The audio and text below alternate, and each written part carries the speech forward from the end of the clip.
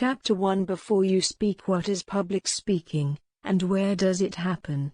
Using this book is designed to walk you through the process of writing, practicing, and delivering a speech or presentation in front of any audience.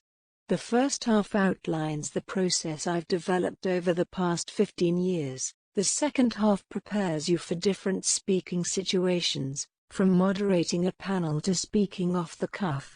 Identify an upcoming speaking opportunity and use this book to prepare. If you don't have one coming up, the section Finding Opportunities to Speak will help you with find a practice partner with whom you can practice what you learn in this book. It should be someone you trust who can give you genuine feedback, a friend, family member, or colleague. Talk through your goals and fears about public speaking with this person, and practice your speech drafts along the way. Because public speaking revolves around the impact we have on others when we speak, it's important to practice your speech with others to ensure that you are having the intended impact. Alternately, you could form a book club and go through this book as a community. Before each meeting, read a chapter of the book and use this book as a practical, skill-building manual.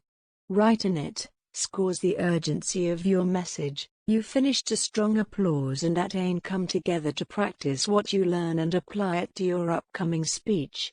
Celebrate your progress, highlight it, and dog-ear the pages or take notes on your digital copy. It's intended to help you again and again. Many sections end with an exercise to apply directly to your speech or presentation. Each time you have an upcoming speech, you can quickly go through the exercises to prepare. Don't try to go through this book all in one sitting. As you'll learn in Chapter 3, writing is an interactive process. Spend some time reading and writing, then take a break. You'll learn about the power of pause and breathe in Chapter 7. Beyond being a practical technique to avoid filler words and give your audience time to absorb your message, pause and breathe is a philosophy for calming your nerves and living your life, visualizing your goal. If you're listening to this book as an audiobook, close your eyes and listen to this paragraph. If you're reading it, then as soon as you finish this paragraph, close your eyes and visualize it. You are about to give a speech. You're nervous, but you feel excited and ready. You walk on stage with confidence and a sense of purpose. You make eye contact with your audience, pause and breathe, and then deliver an opening sentence that captures people's attention. You describe a central, compelling message that resonates with the audience and causes them to think differently about the world. You can see heads nodding and some people taking notes. You speak in a genuine, warm tone that makes people feel like you are having a conversation with them, like you would be the same person on stage as off stage. You use personal examples that illustrate your main message and include a call to action that and successes together. Feeling of excitement and accomplishment. You did it. How do you feel? I imagine if the above happened to you, you would feel energized, excited, and purposeful. That's exactly how I'd like you to feel. Whether you are walking out on stage or striding confidently into a conference room. That's why I've written this book, Defining Public Speaking. What's the difference between public speaking and presentation skills? I don't speak in public, but I give presentations every day. I remember the quizzical look I gave the woman who said that to me many years ago. I realized we might have different definitions of the same concept. Close your eyes and picture someone who is public speaking. Where are they? What are they doing? Chances are, you picture someone standing on a podium, looking out at a vast crowd. You can hear a pin drop in the audience as she clears her throat and prepares to speak. Maybe she has a script, and maybe she uses a microphone. There's nothing casual about it. It's a formal speech. A formal speech is certainly one example of public speaking. Giving a presentation is another example. When you convey information to an audience, you are probably in a smaller setting like a conference room, You might use visual aids or handouts, and your focus is more informational than inspirational. There is also some overlap between the two types of speaking. A presentation can be inspiring. A speech can be informative. Every time you communicate, you have an opportunity to influence others and make an impact. I believe public speaking happens anytime you speak with an audience of one or more people with some purpose. It's something you do every single day, at work and at home. It's a speech, presentation, or conversation, and it can happen in person, by phone, or by video. Why use such a broad definition? Because if we define public speaking as standing up and making formal remarks to an attentive audience, then we'll be neglecting the daily opportunities we have to connect. Take a minute and think about what kind of speaking you do, with an audience of one or more, with some goal.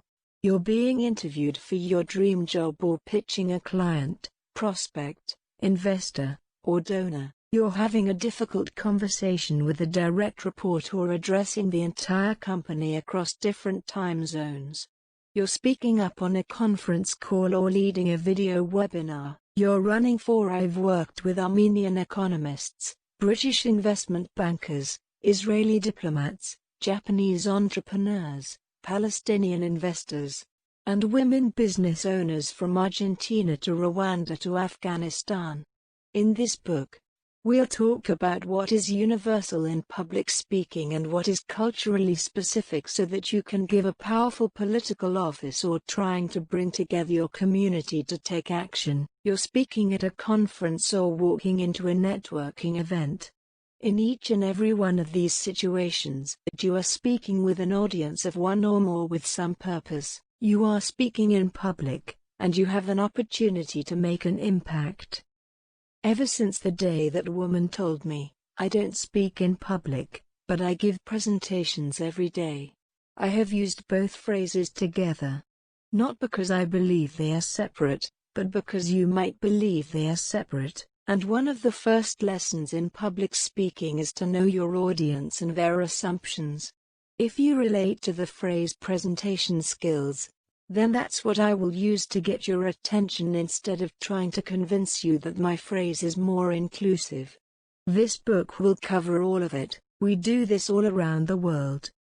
No matter what country we live in, what language we speak, what industry we work in, or what stage we are at in our career, every single one of us speaks in public. Public speaking is one of the most powerful and ancient ways in which we connect with others.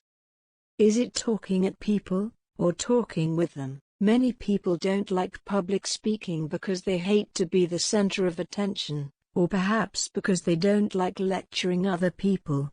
Here is some good news. It's not about making you the center of attention. A powerful speech should feel like a conversation between you and every single person in the audience, no matter the size. As we'll discuss later on, when you focus on the message instead of the messenger, then many of your nerves dissipate. You no longer become the center of attention, your idea becomes the center of attention, and your audience becomes the focus. Is public speaking a skill or a talent? Many people use the excuse that public speaking is a talent that they weren't born with. My experience and the experience of my clients has taught me that public speaking is a skill. In fact, it's a core belief upon which I built my company. While some people may be naturally better than others, it's something that every single person can learn through practice and feedback. It's a skill that you can learn and master. It's a skill that this book will help you build. Is public speaking about substance, or style? Public speaking is not about dressing up a boring message with jazzy hand gestures or a charming smile. It's first and foremost about crafting a compelling message that resonates with you and your audience. Then it's about delivering that message in a way that engages your audience's attention by using body language and eye contact that enhance instead of distract from the speech. It's about both substance and style, content and delivery. Imagine a speaker with all substance and no style. She knows everything there is to know about her subject and has crafted a beautiful speech. However, she buries her nose in her notes, reads word for word from the page, and speaks in a flat, lifeless voice. Will she capture your attention?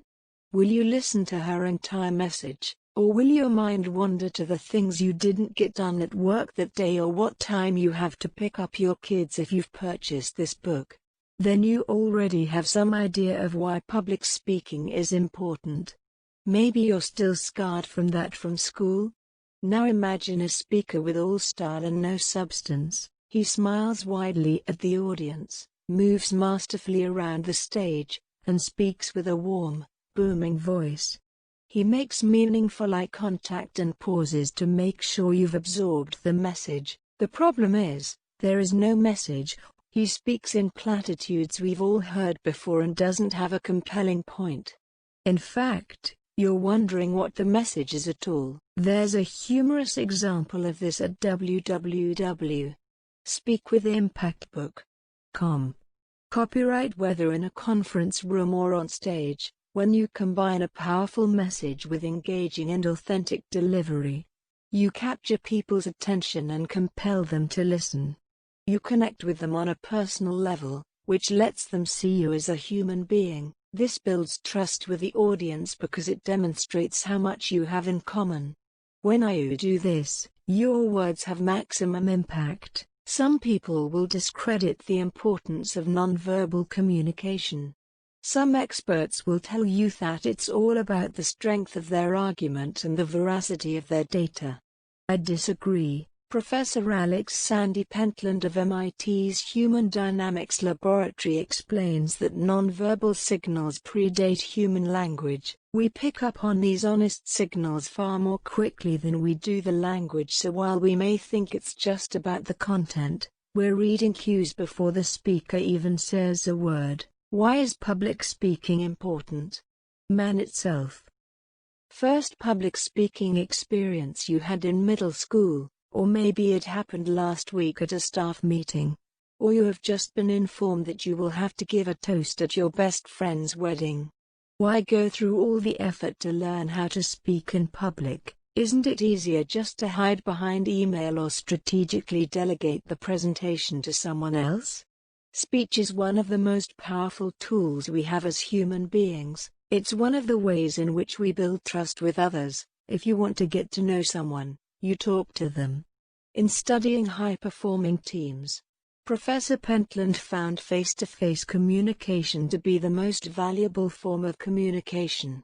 Regardless of all the digital ways we can connect, there is no form of communication as powerful as an in-person conversation. To clear up a controversy, inform people of a new procedure, or inspire a community to take action, there's an energy in the room. An electricity, a bond that's formed when a group of people sits together in the same space and goes through the same experience.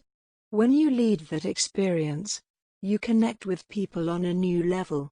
This book will help you build trust with clients and prospects and move up within your career. It will help you manage difficult conversations and lead a team or an organization. It will help you build confidence in yourself and help you connect with others on a deeply personal level. It will help you pass your knowledge on to the next generation and become an advocate on behalf of what you believe in. Finding opportunities to speak. We have daily opportunities to practice public speaking.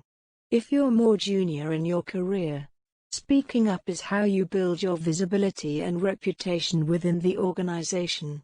If you're a senior executive who is used to strategically delegating a presentation to others, due to your own fear, the opportunities below give you ways to take back those speaking roles. Speak up in a meeting. The easiest and quickest way to speak. Opportunity to build and demonstrate your knowledge. If you're in public is to speak up in a meeting or on a conference call. One senior banking executive I worked with said to me that, early in her career, she went to every single meeting ready to make a point.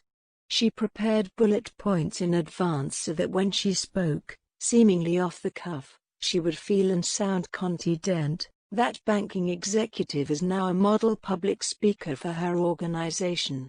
Send their direct reports again and again. When managers through our training programs, they will say to me, look, if they're in the room for a meeting, we expect them to speak up.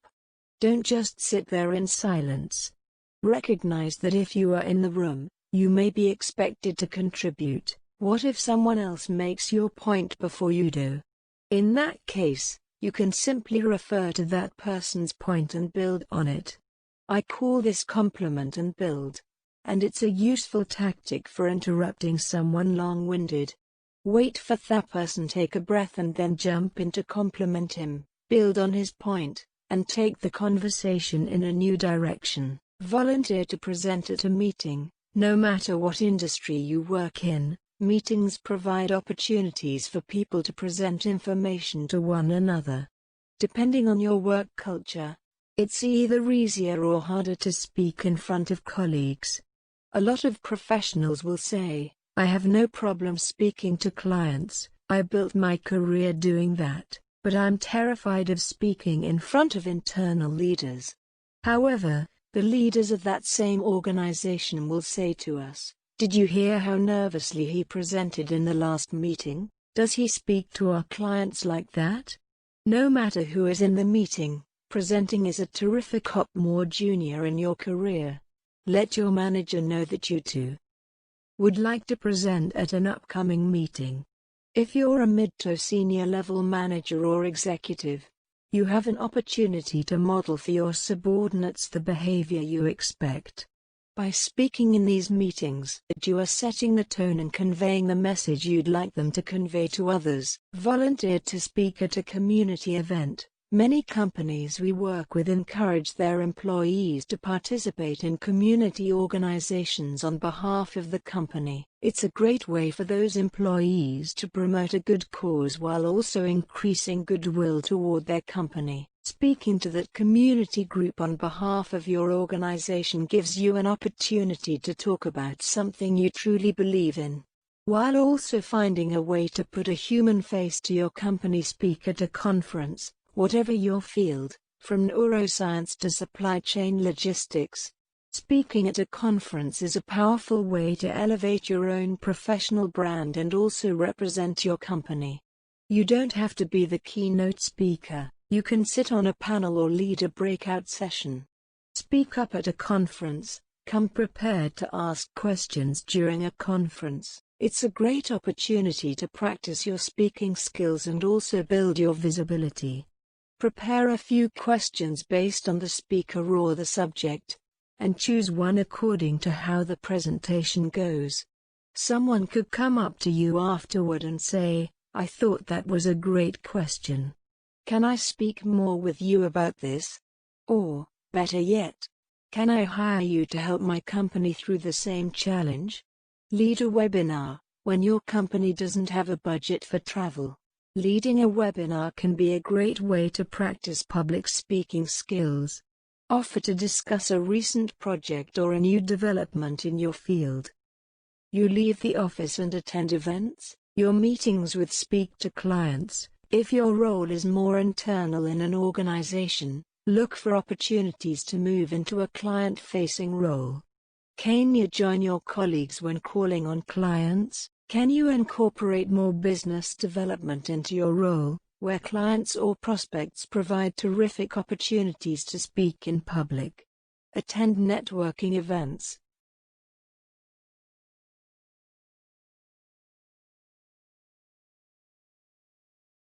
One of the easiest and most low-risk speaking opportunities is to attend networking events outside of work.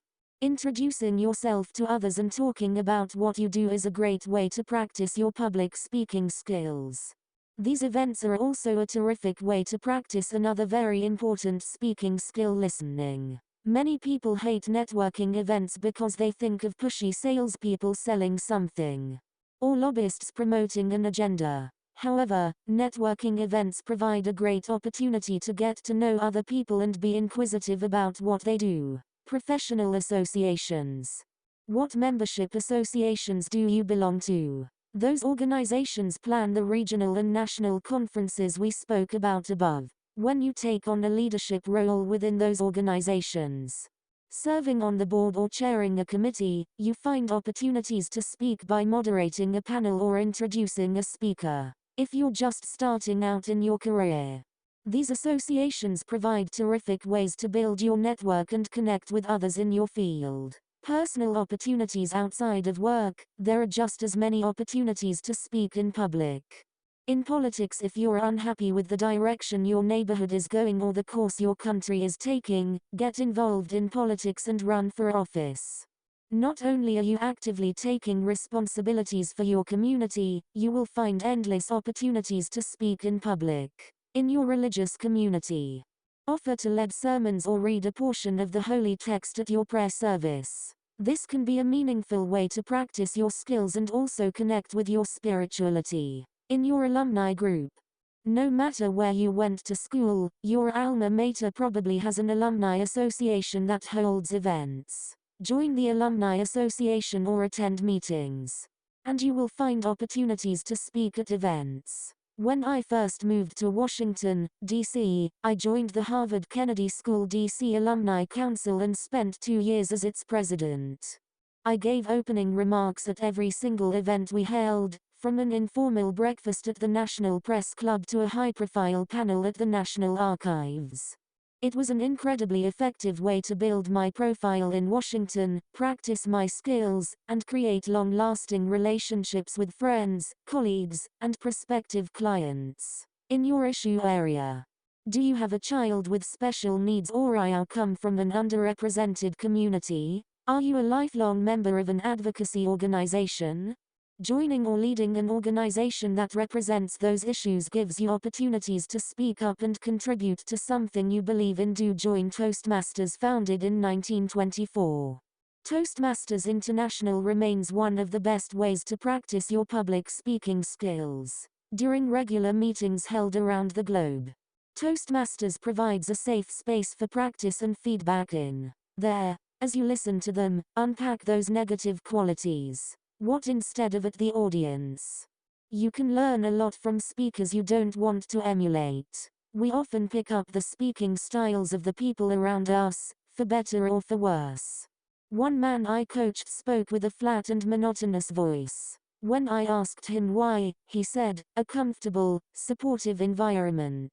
Join the club and attend meetings, or, better yet, run for a leadership role and you will have an opportunity to speak at every single meeting." Join. Toastmasters was the first thing I did when I started a job that required public speaking skills, and I continue to recommend it to clients and friends. Give a TEDx speech.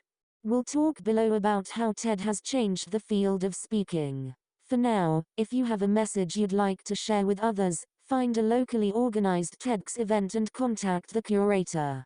The audition process alone will help you hone your skills and your message. My TEDx opportunity came in 2014 and became an amazing reputation-building event. In fact, it was the first time I combined the topics of music and public speaking, kickstarting a new direction for my business and an impactful message for my audience. You can watch that speech at speakwithimpact.com. Learning from other speakers to take notice of other speakers. Who do you think is a powerful speaker, and why? Do you resonate with his message? Does she appear genuine and authentic? Does his sense of humor make you laugh and keep you engaged? Take note of the qualities you speaker. You'll also notice that there are a lot of lackluster speakers out. Like in the bothers you? Does she sound bored and uninterested? Does he appear unsure of himself and his experience? Does she look at the floor? Well, that's the way my boss speaks. When he realized that assumption, he was able to unlock the natural range of his voice. Look at the experts in your industry, your religious and political leaders, or TV personalities, and evaluate why they are effective or ineffective in their speaking. At the end of my workshops, I provide notepads for people to take notes on the speakers they hear. They can also use those notepads to get feedback from colleagues when they give a speech. Download a sample at speakwithimpact.com. Phenomenon of TED Talks begun in 1984 with a focus on technology, education, and design. TED has become an annual conference showcasing innovative speakers and ideas from around the world. In 2006, TED started posting its talks online, which exponentially increased the number of people who could watch and learn from these speakers. In 2009, TEDx became a vehicle for independently organized events under the TED umbrella, spawning a whole new wave of talks and making it easier for both speakers and audience members to attend. I won't go into what makes a good TED Talk, since there are already great books on the subject. One of my favorites, which I've used in my course at the Harvard Kennedy School, is Talk Like TED by Carmine Gallo. 7. I mention TED for two reasons. First, it provides an endless resource for watching speeches online and learning from speakers. Do you need something to do during a quick break from work? Watch or listen to a TED Talk. Second, TED has changed the way people listen to speeches. TED Talks have shown us that you can deliver a powerful message in 18 minutes or less, which makes sense, given that the average adult attention span is up to 20 minutes. This is just as important in a work presentation or community event. TED Talks have shown us the power of personal stories to help an audience understand an issue. TED Talks have given us permission to speak like real people in a conversational, personal tone instead of using professional jargon and complex terminology. In fact, the elements of a good TED Talk best practices in public speaking overall. As a result of TED, audiences have realized that speeches can be both educational and entertaining. We no longer expect boring lectures, we want speeches to keep us engaged even as we are informed. I believe TED Talks have changed the expectations of audience members around the world are simply the